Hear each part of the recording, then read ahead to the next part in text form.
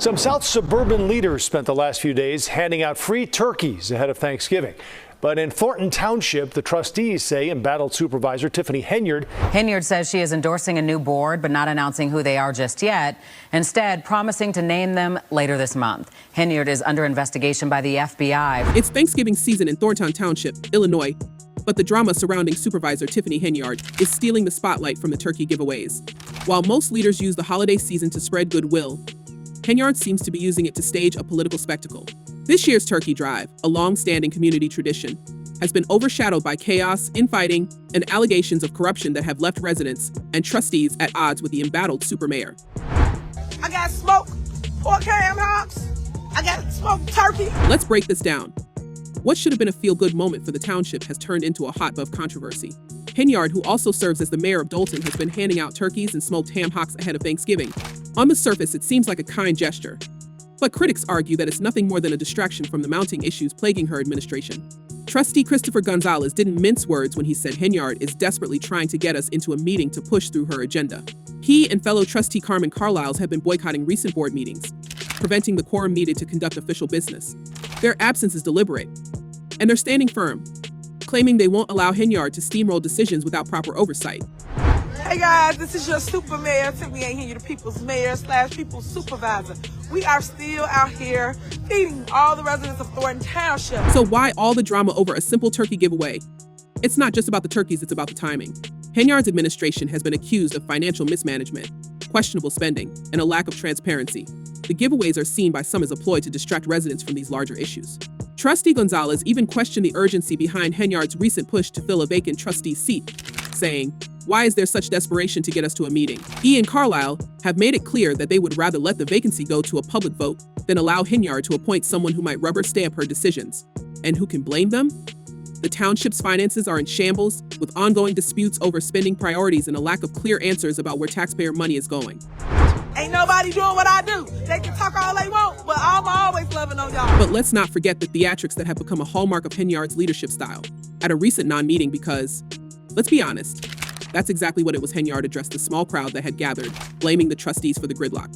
She claimed bills couldn't be paid and accused her critics of conspiring against her. And if that wasn't enough, she took to Facebook Live afterward for a 50-minute rant, where she doubled down on her accusations and promised to take legal action against those she believes are defaming her. "When I sue everybody because I'm coming, no, I'm coming," she said. This is facts. This is not fiction. It was a bold statement, but one that did little to ease the concerns of residents who are tired of the drama and just want their township to function. Don and Scott, the meeting wrapped up early because two trustees, as you mentioned, did not show up. Chris Gonzalez and Carmen Carlisle. Without them, not enough board members were present to make official decisions. One resident, Denise Clark, who recently moved to the area, expressed her frustration with the situation. She said she was looking forward to escaping Chicago-style politics, only to find herself in the middle of what she described as babysitting local officials. While she urged people to give Henyard the grace to finish her term, many others in the community feel differently. They see the giveaways and the Facebook rants as distractions from the real issues, like the township's financial health and the lack of progress on key initiatives. If the board do not show up, we are not able to pay bills. We are not able to handle the business. The tension between Henyard and the trustees isn't new. It's been building for months, with both sides accusing each other of obstructing progress. But the stakes have never been higher. Henyard has been touting a supposed surplus in the township's general fund and claims there's money available for a 100% property tax refund for residents. Sounds great, right? Except trustees like Gonzalez are calling bluff. He's questioned the lack of details around the plan, saying, 100% of what? 100% to who? We haven't been getting any of those facts. The skepticism is warranted, especially given Henyard's history of opaque decision-making. And it's not just the trustees who are skeptical. Residents are growing increasingly vocal about their dissatisfaction with Henyard's leadership. At a recent meeting, one person took to the microphone to ask, "Why won't you step down?" Others have pointed out that while Henyard seems focused on protecting herself and her image, issues like public safety and financial accountability are being neglected. Did we hear any plans about safety with the new police chief? Did we hear anything about guns? No, it's about protecting her. It ain't about protecting the village, said one frustrated resident. Every single resident. Pay me what you owe me. The controversy doesn't stop at the township level. In Dolton, where Henyard serves as mayor, she's facing an equally vocal opposition. Trustees there have accused her of financial mismanagement and even hired former Chicago Mayor Lori Lightfoot to investigate the village's finances. The findings were damning: a deficit of nearly $3.5 million in the general fund and questionable use of the village credit card, including purchases at Amazon and Wayfair. One particularly shocking revelation was a $43,000 charge to Amazon on a single day in January.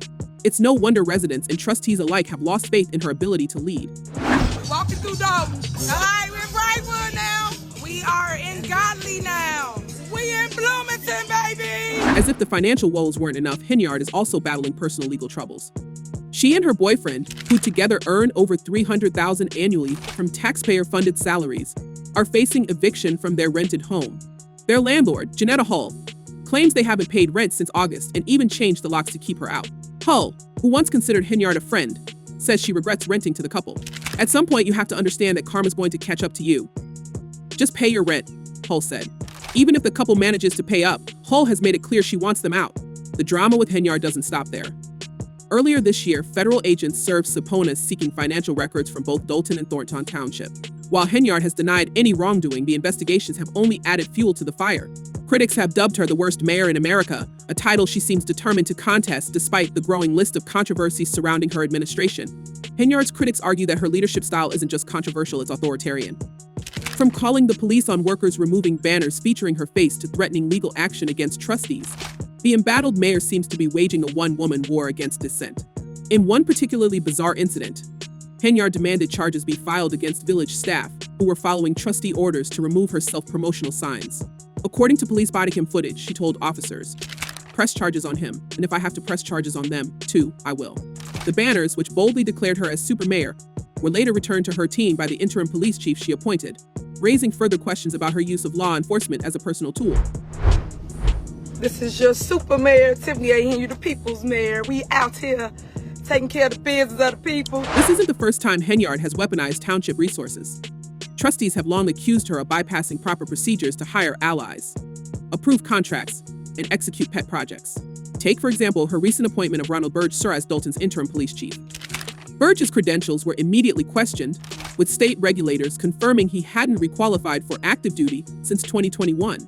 Despite a court ruling allowing him to serve temporarily, trustees have vowed to challenge the appointment in court. This person has the same level of unprofessionalism as her previous appointee, trustee Kiana Belcher remarked, referencing the village's history of questionable leadership hires under Henyard's administration. What's more, Henyard's focus on self-promotion has left basic municipal operations in limbo. Reports have surfaced that the village office recently ran out of paper and ink, with clerks unable to process routine documents until supplies were ordered. One resident sarcastically noted, "We've got money for parties and banners, but we can't afford printer paper." The irony wasn't lost on the community, which continues to grapple with crumbling infrastructure and dwindling public trust. For many, these smaller details symbolize a larger issue, a government prioritizing personal branding over basic governance. But here's the kicker: Henyard isn't backing down.